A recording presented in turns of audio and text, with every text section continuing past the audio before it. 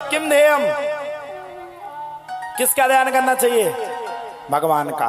किम गेयम, किसको सुनना चाहिए, किसका गान करना चाहिए? भगवान का।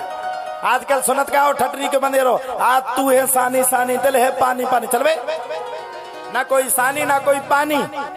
सानी तो अपन रोज बनाओ वो करेंगे खा, और पानी भी रोज रखत ना। किसका गान करना चाहिए? बोले राधा रानी का। और किसको सेवन करना चाहिए? बताओ, किसको सुनना चाहिए? कौन कौन अपने घर में रोज भागवत सुनता है? रोज 2 घंटा कौन कौन सुनता? तुमने को सुना? हाथ खड़े करके बताइयो। अच्छा, हाथ ठाणे करे रहियो। बताओ, हिरण्यकश्यपु के पिताजी को काना हो कछु करे तू ठटरी बन जा, कई के लाने भागवत सुनी जात का? सुना थे हम तो। अच्छा सही बता, जो गदर फिल्म के हीरो को काना हो? सन्नी देओल, बूढ़ी डोकरिया सन्नी देओल। ये विडंबना है। धर्म कैसे जगेगा? कैसे जगेगा? सुनिए, धर्म को जगाने के लिए सबसे पहले हमें माता पिता को पूजना चाहिए। प्रथम गुरु माता पिता है, और माता पिता से अगर हम ज्ञान लेंगे तो वो हमें भागवत का, गीता का, रामचरितमानस का ज्ञान देंगे। और अगर वो हमें रामचरितमानस का ज्ञान देंगे तो हमारे घर में भी राम और कृष्ण की तरह पुत्र उत्पन्न हो जाएंगे। तो जीवन में किसको प्रणाम करना चाहिए? बोले माता पिता। अब माता पिता की हालत बनाए ऐसी कि बिल्कुल बदतर से बुरी है। बुढ़ापे में मैया बना रही भोजन, भैया उनके खुद के सुपुत्र चले जा रहे हैं वैष्णो देवी, वैष्णो माता के दर्शन हो आए। तेरे भवन दे दे अपनी शरण, तन मन में भक्ति जोत तेरी। वो माता जलती रहे, अपनी खुद की माता को परेशान किए हुए है और चारों धाम की यात्रा कर रहे हैं। ना ना ना ना ना, ना भैया, ये तो बड़ा अन्याय है, पोषित अन्याय है ना। सबसे पहले अपनी माता पिता की सेवा करो, उनको दिनों रात सेवा का मौका दो, उनको सेवा में जोड़ो, और सेवा में उनको 24 घंटा साथ में रखो, क्योंकि उनके ही साथ में आपका नाम जुड़ने वाला, किसी दूसरे के साथ आपका नाम नहीं जुड़ेगा। माता पिता ने तुमको सब कुछ दिया। सूत जी महाराज को 88 ऋषियों ने 5 प्रश्न डाले। पहला प्रश्न डाला, जीवों का कल्याण कैसे होगा? दूसरा प्रश्न किया, भगवान ने धराधाम में कितने अवतार लिए? तीसरा प्रश्न किया, भगवान का अवतार लेने का क्या प्रयोजन था? चौथा प्रश्न किया, भगवान ने कितने अवतार लिए? और बोले सबकी कथा सुना पाओ ना सुना पाओ, लेकिन मेरे गोविंद की कथा को मुझे विस्तार पूर्वक सुनाना। आहा हा, नशा हो तो भगवान के नाम का, नशा हो तो राधा रानी के नाम का, नशा हो तो संकट मोचन धाम का, और नशा हो तो हम सबके सामने हमारे धाम का नशा होना चाहिए। ये है नशा। अब देखो, आप सब कुछ हो गया, और सब कुछ होने के तत्पश्चात ही एक सांस में सूत जी महाराज से 88 ऋषियों ने 5 प्रश्न किए। सूत जी महाराज ने हाथ जोड़ करके कह दिया, महाराज ये 5 प्रश्न ना पूछो। अरे महाराज, तुम तो इतने प्रश्न पूछे, इतने प्रश्न पूछे जिसकी कोई सीमा नहीं है। अब एक काम करो, तुम्हारे प्रश्न का उत्तर देने से पहले हम अपने गुरु को नमन करना चाहते हैं। अरे 88 ऋषियों ने पूछा, आपके भी कोई गुरु है?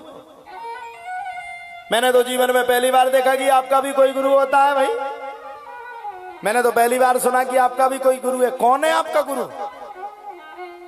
सूत जी महाराज बोले, सुनो 88 ऋषियों, हर सफल मनुष्य को अपने जीवन में एक गुरु की आवश्यकता होनी चाहिए।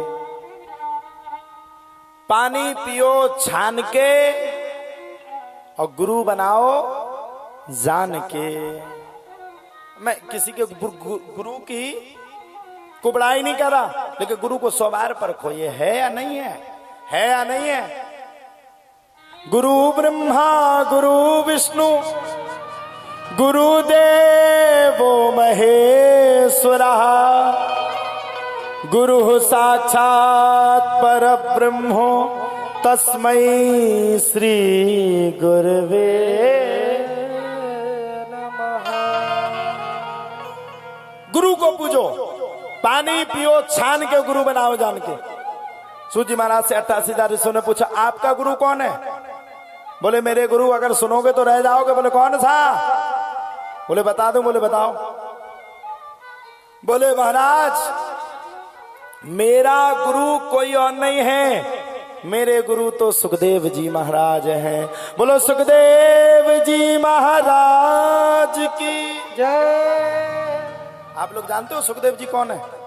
जानते हो? कौन कौन जानता है सुखदेव जी को? हाथ खड़े करके बताओ जो जानता हो। दो जने जानत, गांव के सरपंच और गांव के पंच, पूर्व सरपंच साहब। और नहीं जानत को मर गए हो। तुम्हें कथा सुना के 7-8 कथा सुना डाली हमने।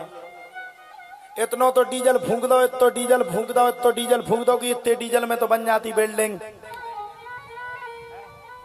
पंडाल लगा लगा के मर गए। साल भर जजमानन के सामने जाके हाथ फैलाओ जब जाके तुम्हारी जा कथा हो। और तुम्हें यही पता नहीं है कि सुखदेव कुआं है। समझ गए हम? वो तूफान को और की पछाई नहीं आओ, तुम उनके पछाई आओ। भगवान ने कही कि भैया आरो ने सुखदेव को तो पता नहीं है, नन भागवत काय का सुना रहे। सुखदेव कौन है? 7 दिवसीय श्रीमद् भागवत कथा को देखो, कथा तो है 18,000 श्लोकों की।